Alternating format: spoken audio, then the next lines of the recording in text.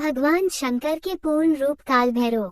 एक बार सुमेरु पर्वत पर बैठे हुए ब्रह्मा जी के पास जाकर देवताओं ने उनसे अविनाशी तत्व बताने का अनुरोध किया। शिव जी की माया से मोही ब्रह्मा जी उस तत्व को न जानते हुए भी इस प्रकार कहने लगे, मैं ही इस संसार को उत्पन्न करने वाला स्वयंभू अजन्मा एकमात्र ईश्वर अनादि भक्ति ब्रह्म घोर निरंजन आत्मा हूँ। प्रवृत्ति र निवृत्ति का मूलाधार सर्वलीन पूर्ण ब्रह्म हूँ। ब्रह्मा जी ऐसा कि पर मुनि मंडली में विद्यमान विष्णु जी ने उन्हें समझाते हुए कहा, मेरी आज्ञा से तो तुम सृष्टि के रचयिता बने हो, मेरा अनादर करके कैसे कर रहे हो तुम अपने प्रभुत्व की बात। इस प्रकार ब्रह्मा और विष्णु अपना अपना प्रभुत्व स्थापित करने लगे और अपने पक्ष के समर्थन में शास्त्र वाक्य उद्धृत करने लगे। अंततः वेदों से पूछने का निर्णय हुआ तो स्वरूप धारण करके आए चारों वेदों ने क्रमशः अपना मत 6 इस प्रकार प्रकट किया। ऋग्वेद जिसके भीतर समस्त भूत निहित है तथा जिससे सब कुछ प्रवत होता है और जिसे परमात्मा कहा जाता है, वो एक रुद्र रूप ही है।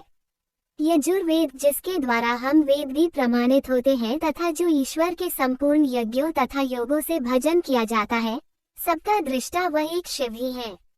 सामवेद जो समस्त संसारी जनों को भरमाता है, जिसे योगी जन ढूंढते हैं और जिसकी भांति से सारा संसार प्रकाशित होता है, वे एक त्रयंबक शिव जी ही है। अथर्ववेद जिसकी भक्ति से साक्षात्कार होता है और जो सब या सुख गय खतीत अनादि ब्रह्म है, वे केवल एक शंकर जी ही हैं। विष्णु ने वेदों के इस कथन को प्रताप बताते हुए नित्य शिवा से रमन करने वाले दिगंबर पीतवर्ण धूली धूसरित प्रेमनाथ कुवेटाधारी सर्ववेष्टित वृपन वही निसंग शिव जी को पर ब्रह्म मानने से इनकार कर दिया।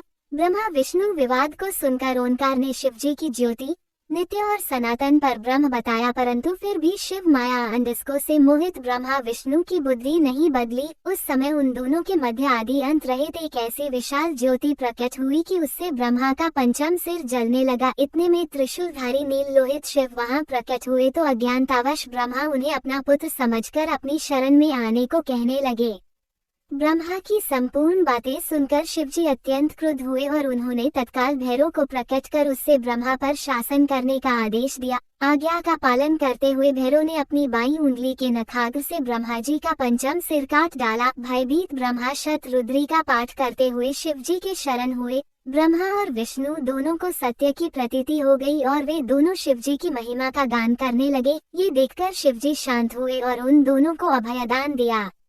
इसके उपरांत शिवजी ने उसके भीषण होने के कारण भैरव और काल को भी भयभीत करने वाला होने के कारण काल भैरव तथा भक्तों के पापों को तत्काल नष्ट करने वाला होने के कारण पाप भक्षक नाम देकर उसे काशीपुरी का अधिपति बना दिया। फिर कहा कि भैरव तुम इन ब्रह्मा विष्णु को मानते हुए ब्रह्मा के कपाल को धारण करके इसी के आश्रय से भिक्षावृत्ति करते हुए वाराणसी में चले जाओ। वहां उस नगरी के प्रभाव से तुम ब्रह्म हत्या के पाप से मुक्त हो जाओगे। शिवजी की आज्ञा से भैरव जी हाथ में कपाल लेकर ज्यों ही काशी की ओर चले, ब्रह्म हत्या उनके पीछे पीछे हो चली। विष्णु जी ने उनकी स्तुति करते हुए उनसे अपने को उनकी माया से मोहित न होने का वरदान मांगा। विष्णु जी ने ब्रह्म हत्या के भैरव जी के पीछा करने की माया पूछना चाही तो ब्रह्म हत्या ने बताया कि वह तो अपने आप को पवित्र और मुक्त होने के लिए भैरव का अनुसरण कर रही है। भैरव जी ज्यों ही काशी पहुँचे त्यों ही उनके हाथ से चिमटा और कपाल छूटकर पृथ्वी पर गिर गया और तब से उस स्थान का नाम कपालमोचन तीर्थ पड़ गया। इस तीर्थ में जाकर सविधि पिंडदान और देव पितृ तर्पण करने से मनुष्य ब्रह्म हत्या के पाप से निवृत्त हो जाता है।